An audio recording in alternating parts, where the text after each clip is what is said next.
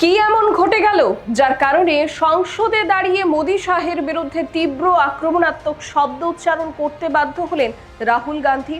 কেন তাকে ঘিরে ধরে প্রতিবাদে সুর চড়ালেন কিরণ রিজিজু এবং রাজনাথ সিং? কেন্দ্র সরকারের নীতি, পরীক্ষা বিভ্রাট এবং রাজধানীর বুকে ছাত্র বিক্ষোভ দমনে পুলিশের ভূমিকাকে প্রশ্নবিদ্ধ করে সংসদে সোচ্চার হন বিরোধী দলনেতা রাহুল গান্ধী।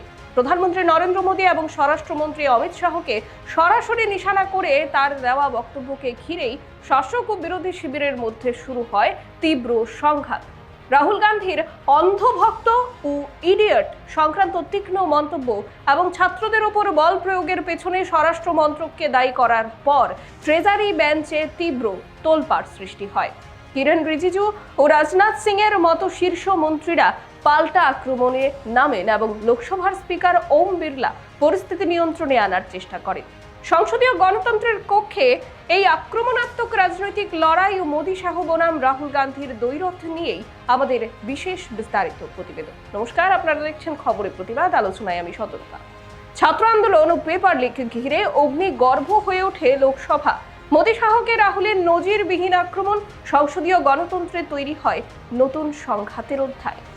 ভারতীয় সংসদীয় গণতন্ত্রের দীর্ঘ ইতিহাসে সরকার ও বিরোধী শিবিরের মধ্যে বহু নীতিগত সংঘাত ও উত্তপ্ত বিতর্কের নজির থাকলেও অষ্টাদশ লোকসভার চলমান বর্ষাকালীন অধিবেশনে ছাত্র আন্দোলন, পরীক্ষা বিভ্রাট এবং পেপার লিক প্রতিরোধী বিলকে কেন্দ্র করে যে রণক্ষেত্র তৈরি হলো তা সাম্প্রতিককালের সমস্ত সংসদীয় ইতিহাসকে ছাপিয়ে গেছে।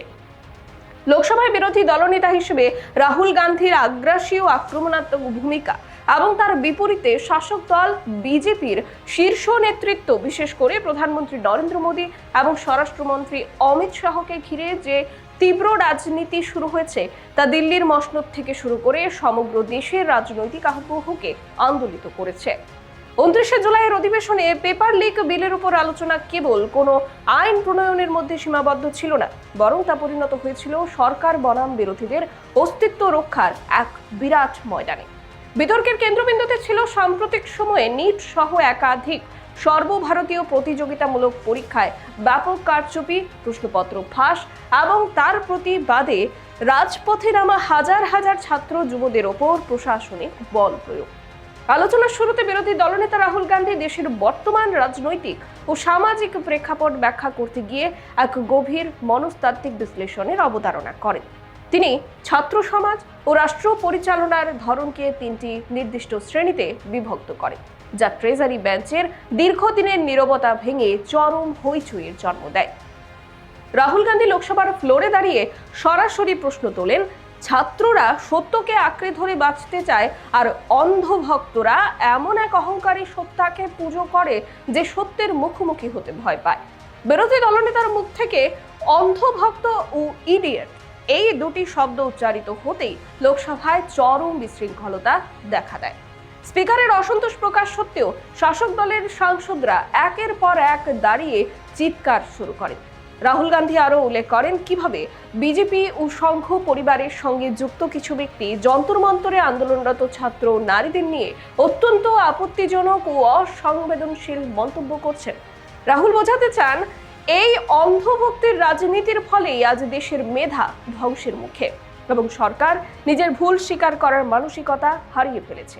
তবে বিতর্কের পারদ চরম সীমায় পৌঁছায় যখন রাহুল গান্ধী দিল্লির রাজপথে আন্দোলনরত ছাত্রদের উপর পুলিশি লাঠিচার্জ এবং প্যালেট গান ব্যবহারের জন্য সরাসরি স্বরাষ্ট্র মন্ত্রককে অভিযুক্ত করেন।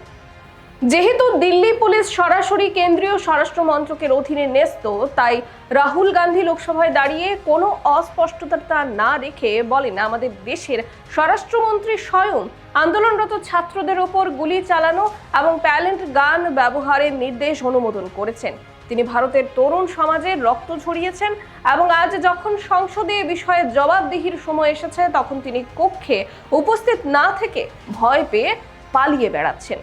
স্বরাষ্ট্রমন্ত্রী অমিত শাহের বিরুদ্ধে সরাসরি ও তথ্যভিত্তিক এমন গুরুতর আক্রমণে লোকসভার ভিতরে পরিস্থিতি সম্পূর্ণ অনিয়ন্ত্রিত হয়ে পড়ে।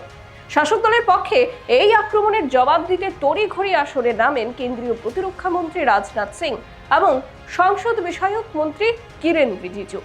সংসদ বিষয়ক মন্ত্রী কিরেন রিজিজু অত্যন্ত কড়া ভাষায় রাহুলের উক্তির বিরোধিতা করে বলেন, বিরোধী দলনেতার পদে থেকে এমন দায়িত্বজ্ঞানহীন ও ভিত্তিহীন কথা বলা সংসদীয় শিষ্টাচারের পরিপন্থী। কোনো প্রমাণের উপর ভিত্তি করে তিনি স্বরাষ্ট্রমন্ত্রীর বিরুদ্ধে এত বড় অভিযোগ আনলেন। অনতিবিলম্বে এই অসংসদীয় ভিত্তিহীন কথা সংসদের কার্যবিবরণী থেকে বাদ দেওয়া উচিত এবং রাহুল গান্ধীর উচিত সংসদের কাছে ক্ষমা চাওয়া। একই সুর ধরে রাজনাথ সিংও দাবি করেন, বিরোধী দলনেতার উচিত রাজনৈতিক পরিপক্কতা বজায় রেখে বক্তব্য উপস্থাপন করা। এই পরিস্থিতিতে লোকসভার স্পিকার ওম বিড়লা হস্তক্ষেপ করেন এবং রাহুল গান্ধীকে সংসদীয় ঐতিহ্য বজায় রেখে শুধুমাত্র বিলে মনোনিবেশ করার পরামর্শ দেন। স্পিকার ও ট্রেজারি বেঞ্চের এই অবস্থানের তীব্র প্রতিবাদ জানায় বিরোধী শিবির। বিরোধীদের পক্ষ থেকে অভিযোগ করা হয়, এর আগে শাসক দলের সাংসদরা যখন বিরোধী নেতাদের বা সংখ্যালঘু সাংসদদের উদ্দেশ্যে অশালীন ও অপমানজনক ভাষা প্রয়োগ করেছিলেন, তখন স্পিকারের আসন থেকে কোনো কড়া পদক্ষেপ নেওয়া হয়নি। এমনকি সেই সব সাংসদদের রাজনৈতিকভাবে পুরস্কৃত করা হয়েছে। কিন্তু আজ যখন বিরোধী দলনেতা লাখ লাখ শিক্ষার্থীর ক্ষোভ ও স্বরাষ্ট্রমন্ত্রীর প্রশাসনিক ব্যর্থতাকে লোকসভায় তুলে ধরছেন, তখন তার কণ্ঠরোধ করার জন্য সংসদীয় বিধির অজুহাত দেওয়া হচ্ছে। রাহুল গান্ধী এই বৈষম্যের প্রতিবাদে নিজের ভাষায় কিছুক্ষণের জন্য থামিয়ে দিয়ে অত্যন্ত ক্ষোভের সঙ্গে স্পিকারকে জানান যে যদি বিরোধীদের মুখ বন্ধ রাখাই উদ্দেশ্য হয়, তবে সরকার ও স্পিকারই ঠিক করুন কিভাবে কক্ষ পরিচালিত হবে।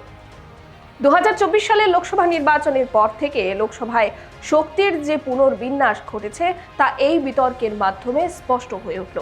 মোদী শাহ সরকারের একচেটিয়া প্রভাবের দিনে যে বড় ধরনের চির ধরেছে তা রাজনাথ সিং বা কিরেন রিজিজুর প্রতিরক্ষামূলক অবস্থান থেকেই পরিষ্কার বোঝা যায়। প্রথমত, নিজ কেলেঙ্কারি ও প্রশ্নপত্র ফাঁসের ঘটনা দেশের তরুণ সমাজকে সরকারের মুখোমুখি দাঁড় করিয়ে দিয়েছে এবং রাহুল গান্ধী সেই ছাত্রক্ষোভকে সংসদের মূল এজেন্ডায় পরিণত করতে সক্ষম হয়েছে। দ্বিতীয়ত, রাহুল গান্ধী এখন আর রক্ষণাত্মক রাজনীতি না করে সরাসরি মোদী শাহের ব্যক্তিগত ভাবমূর্তি এবং প্রশাসনিক সিদ্ধান্তের উপর আঘাত হানছেন, যার ফলে শাসক দলকে বারবার কোণঠাসা হতে হচ্ছে। আর তৃতীয়ত, দীর্ঘ 1 দশক পর বিরোধী দলনেতার পদটি পূর্ণ শক্তিতে কার্যকর হওয়ায় দেশের সংসদীয় ব্যবস্থায় আবার ভারসাম্য ফিরে আসছে। সার্বিকভাবে লোকসভায় পেপার লিক বিল ও ছাত্র আন্দোলনকে কেন্দ্র করে তৈরি হওয়া এই ঝড় কেবল কোনো একটি নির্দিষ্ট বিতর্কের বিষয় নয়, এটি ভারতের রাজনৈতিক গতিপথের বদলের ইঙ্গিত। দেশের মেধা ও যুব সমাজের আন্দোলন আজ যেভাবে সংসদের মূল কক্ষে পৌঁছে গেছে, মোদী শাহ বনাম রাহুল গান্ধীর প্রধান রাজনৈতিক দ্বৈরথে রূপ নিয়েছে, তা স্পষ্ট করে দিচ্ছে যে আগামী দিনে এই লড়াই রাজপথ থেকে সংসদ ভবন পর্যন্ত আরো জোরদার রূপ নিতে চলেছে। এই সংক্রান্ত অন্যান্য আপডেটসগুলো আমরা এইভাবেই আপনাদের সামনে তুলে ধরবো। দেখার জন্য অবশ্যই চোখ রাখুন এবং চ্যানেলটিকে সাবস্ক্রাইব করুন। নমস্কার।